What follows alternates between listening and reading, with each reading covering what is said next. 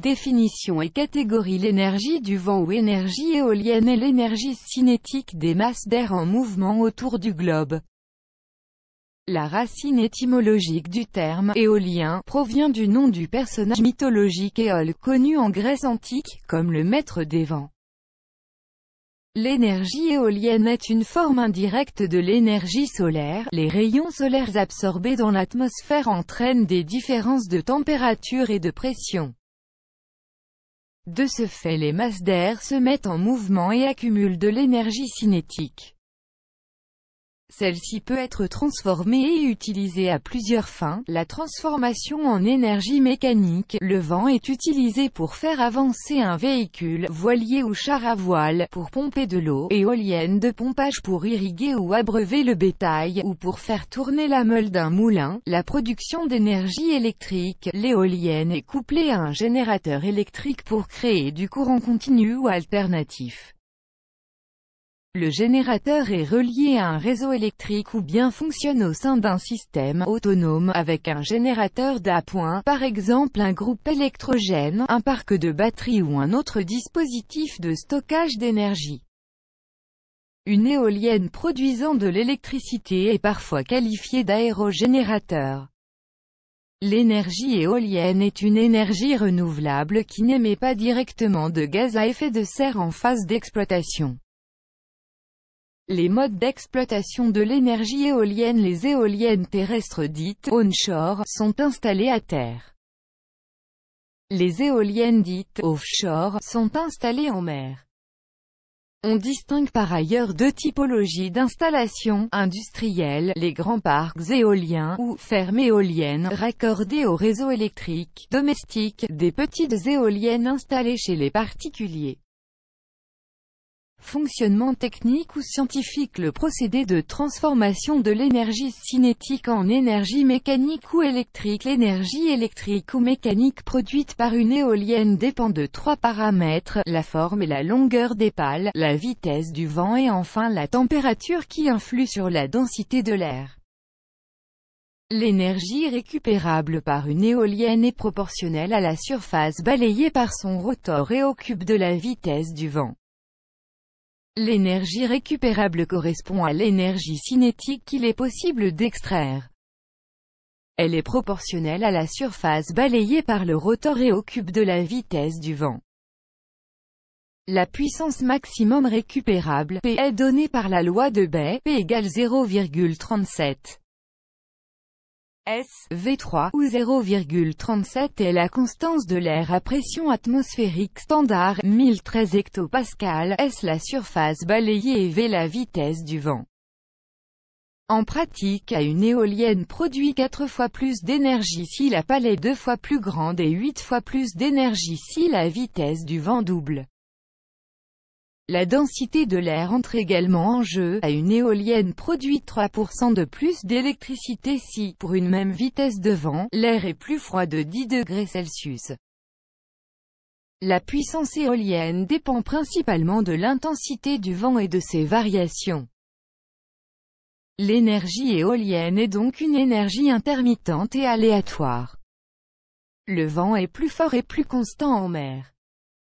Les éoliennes qui y sont installées sont également plus puissantes. L'ensemble pale, rotor est orienté face au vent par un système de gouvernail. La plupart des éoliennes démarrent lorsque la vitesse du vent atteint environ 3 mètres par seconde et s'arrêtent lorsque cette vitesse atteint 25 mètres par seconde. Généralement, les éoliennes sont paramétrées afin d'exploiter au mieux les vents de puissance intermédiaire. Enjeu par rapport à l'énergie considérée comme une énergie propre, l'énergie éolienne connaît un essor important. Parmi les énergies renouvelables, l'éolien terrestre est considéré comme une technologie mature et la plus économique après l'hydroélectricité. Au-delà de la donne économique et environnementale, l'énergie éolienne suscite un intérêt particulier car elle peut contribuer à la diversification des mix électriques et à l'indépendance énergétique des pays.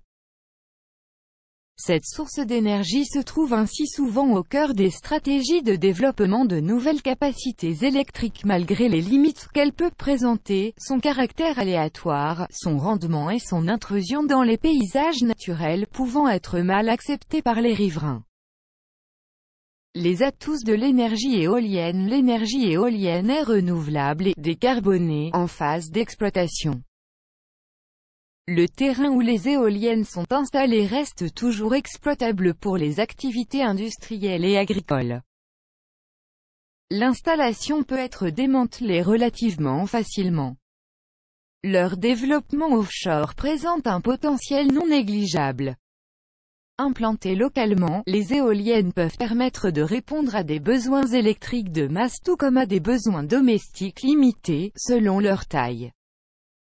Les problèmes qui se posent. L'énergie éolienne dépend de la puissance et de la régularité du vent. C'est une source d'énergie intermittente. Les zones de développement sont limitées. Les éoliennes peuvent susciter des conflits d'usage d'ordre environnemental comme les nuisances visuelles et sonores. Il peut exister des conflits d'utilisation de l'espace terrestre ou marin avec les autres usagers, exemple, pêcheurs, plaisanciers. Acteurs majeurs. Les pays disposant des plus importantes capacités éoliennes ce sont la Chine et les États-Unis qui disposent des plus grands parcs éoliens dans le monde, avec respectivement 229,6 gigawatts et 105,4 gigawatts installés à fin 2019. Suit ensuite l'Allemagne, leader européen de l'éolien, et mondial jusqu'en 2009, avec 53,9 gigawatts installés. Si on rapporte les capacités éoliennes à la superficie et la population des principaux pays développant cette filière, le Danemark figure en revanche à la première place. L'Europe a longtemps dominé le marché mondial de l'énergie éolienne mais la puissance installée de son parc éolien est désormais inférieure de 20% à celle du parc éolien chinois, donné à fin 2019. Les entreprises du secteur éolien. Selon Bloomberg NF2, les 5 principaux fabricants d'éoliennes en 2019 étaient Vestas, Danemark, avec 16,2% de part de marché mondial, Siemens Gamesa, Espagne, avec 14,5%, Goldwind, Chine, avec 13,6%, GE Energy, États-Unis, avec 12,1%, Envision, Chine, avec 9,5%. Unité de mesure et chiffres clés en France en 2019, l'éolien a compté pour 6,3% de la production électrique en France métropolitaine selon RTE, consolidant ainsi sa place de principale filière renouvelable après l'hydroélectricité. En 2019, la puissance du parc éolien raccordé en France métropolitaine a augmenté de 1361 MW pour atteindre près de 16,5 gigawatts en fin d'année, plus 9% par rapport à fin 2018. Le facteur de charge moyen du parc éolien français a augmenté, grâce notamment à l'installation d'unités de production plus performantes, atteignant 24,7% en 2019 contre 22,8% en 2018. Passé et présent. Le début de l'utilisation de l'énergie éolienne remonte à approximativement 3000 ans avant Jésus-Christ, dans le cadre de l'utilisation des premiers bateaux à voile. Après, les premiers moulins à vent sont inventés par les Perses vers 200 avant Jésus-Christ. Cette technique n'est ensuite importée en Europe qu'au XIIe siècle. 2 siècles après, les célèbres moulins hollandais voient le jour. Ces moulins sont utilisés pour faire tourner des scieries ou fabriquer de l'huile. Mais c'est en Angleterre qu'ont été perfectionnées les formes des ailes. L'Angleterre compte au XIXe siècle environ 10 000 moulins. Depuis les années 1990, le développement technologique des éoliennes a permis la construction des aérogénérateurs. Futur. Tous les pays ne bénéficient pas du même potentiel éolien. Les solutions de stockage de l'électricité, les innovations technologiques et les réseaux intelligents sont appelés à jouer un rôle important dans le développement de la filière éolienne. L'éolien offshore apparaît aujourd'hui comme la principale voie de développement de la filière. En effet, certains pays tels que le Danemark sont déjà saturés d'éoliennes onshore. D'autres ne peuvent imposer de nouvelles implantations à leurs citoyens du fait de l'image négative que l'opinion publique peut parfois se faire des éoliennes dans leur environnement proche. Construire ces aérogénérateurs au large, où les vents sont plus forts et plus constants, répond à la fois aux impératifs sociétaux et aux impératifs énergétiques. Le vocabulaire le plus souvent utilisé pour décrire une éolienne retient principalement 4 sous-ensembles. 1. Le rotor, partie rotative de l'éolienne placée en hauteur afin de capter des vents forts et réguliers. Il est composé de pales, en général 3, en matériaux composites qui sont mis en mouvement par l'énergie cinétique du vent. Reliées par un moyeu, ces dernières peuvent en moyenne mesurer chacune 25 à 60 mètres de long et tourner à une vitesse de 5 à 25 tours par minute. La nacelle, structure soutenue par le mât abritant les différents éléments mécaniques. On distingue les éoliennes à entraînement direct de celles équipées de trains d'engrenage, de multiplicateurs, réducteurs, selon le type d'alternateur utilisé.